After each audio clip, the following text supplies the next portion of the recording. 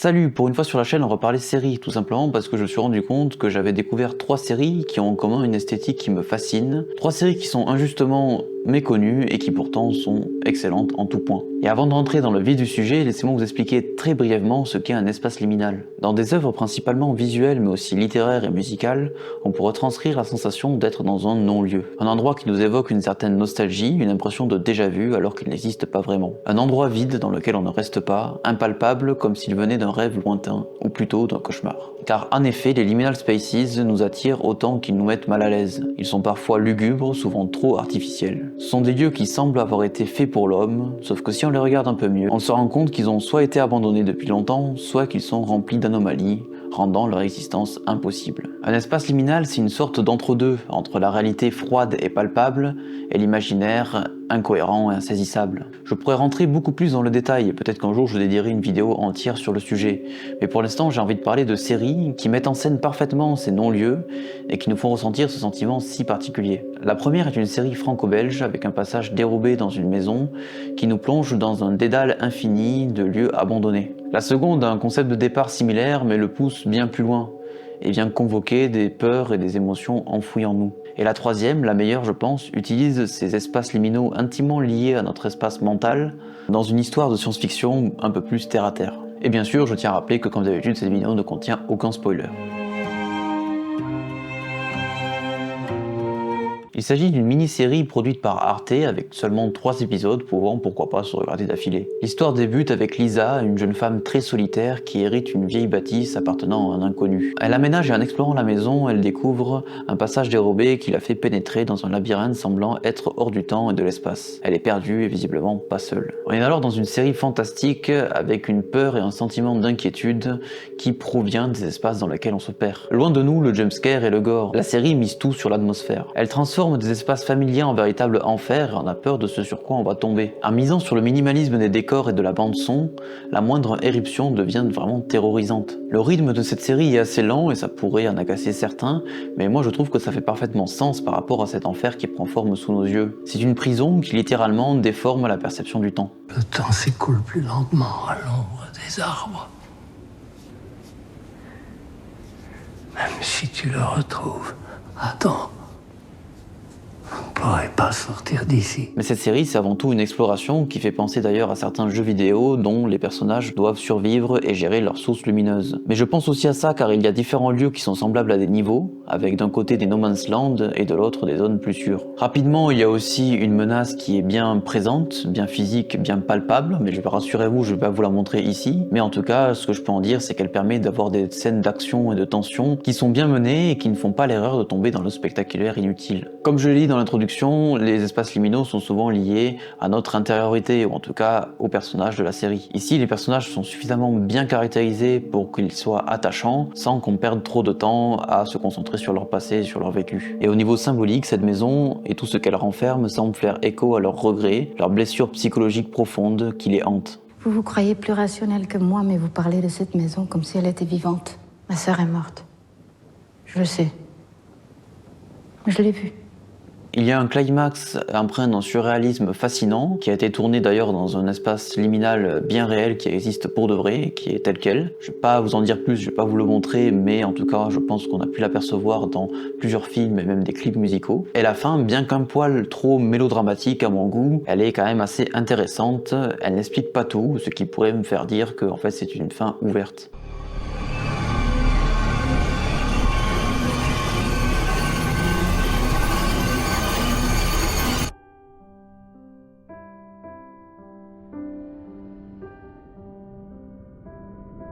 Channel Zero, c'est une série d'anthologie de 4 saisons, avec chaque saison une histoire différente adaptée d'une creepypasta, donc les fameuses légendes urbaines répandues et créées sur internet. Bien que la plupart du temps il s'agisse du même scénariste, chaque saison a une histoire différente et peut donc se regarder indépendamment les unes des autres. Et ce qui est intéressant, c'est qu'il y a plusieurs réalisateurs, que ce soit par saison et même des fois d'un épisode à l'autre. Mais moi j'ai envie de parler tout particulièrement de la deuxième saison, qui s'intitule No and House, qui m'a vraiment retourné la tête. Le concept de base est simple et semblable à celui de Au-delà des murs, mais cette série pousse le délire bien plus loin dans le fantastique et aussi dans le thriller horrifique. Mais aussi et surtout dans des visions liminales et surréalistes, aussi cryptiques que fascinantes. C'est certes moins sobre et subtil, mais ça fait tout aussi bien son effet. Dans plusieurs banlieues américaines, une grande maison apparaît, puis disparaît avant de réapparaître dans une nouvelle ville. Cela attire les curieux, surtout les jeunes, qui pensent forcément à une attraction, une opération marketing, ou à un artiste contemporain un peu étrange. Mais cette bâtisse inquiète car les gens qui entrent à l'intérieur n'en ressortent pas indemnes, enfin s'ils arrivent à en sortir. On suit alors un groupe d'adolescents qui vont tenter l'expérience, donc ils entrent dans la vieille bâtisse, enchaînent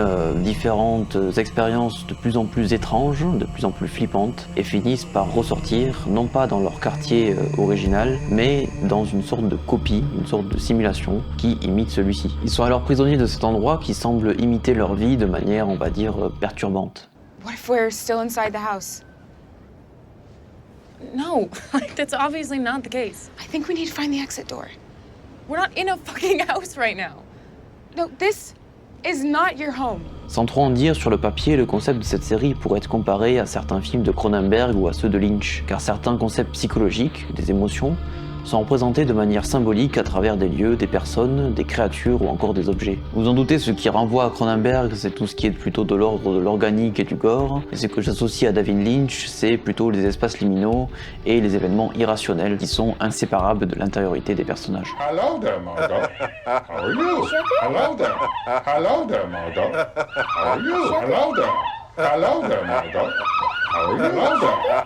Hello there, Margot. Mais pour ceux qui, un peu comme moi, ont du mal avec les séries un peu trop bizarres, qu'on aurait du mal à expliquer de manière claire, rassurez-vous, ce n'est pas vraiment le cas ici. On finit par avoir une explication à ce qui se passe, qui, comme je l'ai dit, est de l'ordre du récit fantastique. No End House dispose d'effets spéciaux remarquables pour une série à tout petit budget, et j'avoue que sur cet aspect-là, on pourrait quand même presque la comparer à American Horror Story. Il y a d'ailleurs un acteur en commun, le terriblement sous-estimé John Carroll Lynch, qui ici joue le rôle d'un Américain moyen, un rôle qui lui correspond à la perfection. Cette série est une véritable petite merveille qui utilise la puissance de la liminalité pour figurer des thématiques qui peuvent toucher tout le monde. Le deuil, le souvenir d'un amour perdu, le manque affectif ou encore un ego qui nous ronge sans qu'on s'en rende compte. Rien que le fait de vous en parler me donne envie de me la remater, surtout qu'elle est quand même assez courte, c'est qu'une seule saison, et j'avoue que je me ronge les ongles de ne pas vous en dire plus, de ne pas rentrer plus dans l'analyse, au risque de vous spoil. On change un petit peu de registre avec une série de science-fiction à la Black Mirror produite par Apple. En effet, tout est basé sur une technologie de science-fiction expérimentale, la dissociation. Chez Lumons Industries, les employés ont fait le choix de se faire implanter une puce dans le cerveau qui leur permet de séparer leurs souvenirs du travail avec ceux de leur vie privée. En gros, quand ils entrent dans leur bureau, ils ne savent pas qui ils sont à l'extérieur et inversement. C'est un peu comme s'ils avaient deux personnes à eux qui cohabitent mais ne se connaissent pas. Forcément, ça amène à se poser plein de questions, parce que nous, on a un point de vue extérieur et on suit Mark, le personnage principal, dans ses deux vies. On se demande en quoi consiste réellement son travail, est-ce que cette entreprise fait ça uniquement pour soulager la pression de ses employés, ou est-ce qu'elle cache quelque chose de plus grand et de plus inquiétant. Mais avant tout, on se demande si éthiquement c'est vraiment correct de faire ça, qu'est-ce que ça peut engendrer comme effets collatéraux, parce que oui, vous vous en doutez, ça va partir en couille et pas qu'un peu. Cette série, c'est avant tout une satire sur un modèle de travail bien établi, qui mise tout sur la productivité maximale en aliénant les employés. Les auteurs arrivent à pousser les spectateurs dans ces retranchements avec des scènes bien gênantes, bien particulières à regarder. De véritables moments bizarres avec des personnages, on va dire, dérangés, que le système a rendus soit ridicules ou alors déviants. Si vous le désirez, une poignée de main peut vous être accordée. Je veux bien une poignée de main dans ce cas. Ils sont d'ailleurs interprétés par d'excellents acteurs comme Adam Scott, Britt Lower, Christopher Walken ou encore Patricia Arquette. Les espaces liminaux sont alors les établissements de cette entreprise, un labyrinthe hors du temps avec plusieurs endroits cachés ou en tout cas dans la première saison. L'espace dans lequel sont les employés est trop parfait, tout est lisse, propre, vide. C'est spacieux et impersonnel avec peu de nuances de couleurs. Ce sont typiquement des lieux qui imitent un endroit de travail censé être idéal, mais ce manque de vie le rend dérangeant, car son artificialité nous saute aux yeux. Les dissociés sont enfermés dans ce qui s'apparente à une simulation, une matrice, pendant qu'ils sont en train de travailler. Mais la version d'eux-mêmes qui travaillent est en quelque sorte endormie, parce que s'ils se posent trop de questions, ça risque de compromettre absolument tout le système et de faire tout basculer. Et bien sûr, vous vous en doutez, il va commencer à avoir quelques failles qui vont apparaître. On plonge alors dans un techno-thriller haletant, avec toujours plus de mystère et toujours plus de suspense, mais rassurez-vous, on arrive quand même à suivre, le rythme est soutenu mais ça va. C'est pas aussi mindfuck que d'autres séries du même type. Franchement, cette série se dévore à une vitesse folle, on a toujours envie d'en savoir plus. C'est le genre de série qui nous laisse scotcher devant notre écran et qui nous pousse à regarder toujours plus d'épisodes. Surtout dans la dernière partie de la première saison, parce qu'il y a tout simplement des cliffhangers de fou furieux. Et bien sûr, les liminal spaces sont omniprésents. Ils sont à la fois le reflet du conditionnement des personnages, mais aussi un labyrinthe à explorer pour en percer tous les mystères. Open or closed? Both. Voilà, c'était ma petite sélection personnelle de séries avec des espaces liminaux fascinants. Merci d'avoir regardé la vidéo jusqu'au bout et comme d'habitude, n'hésitez pas à faire vos propositions en commentaire, même si j'avoue que cette fois-ci c'est un petit peu restreint comme sujet. Et sinon, pour me soutenir, vous pouvez liker, partager ou vous abonner à la chaîne si vous la découvrez, et si ça vous plaît bien sûr. Et moi je vous dis à la prochaine.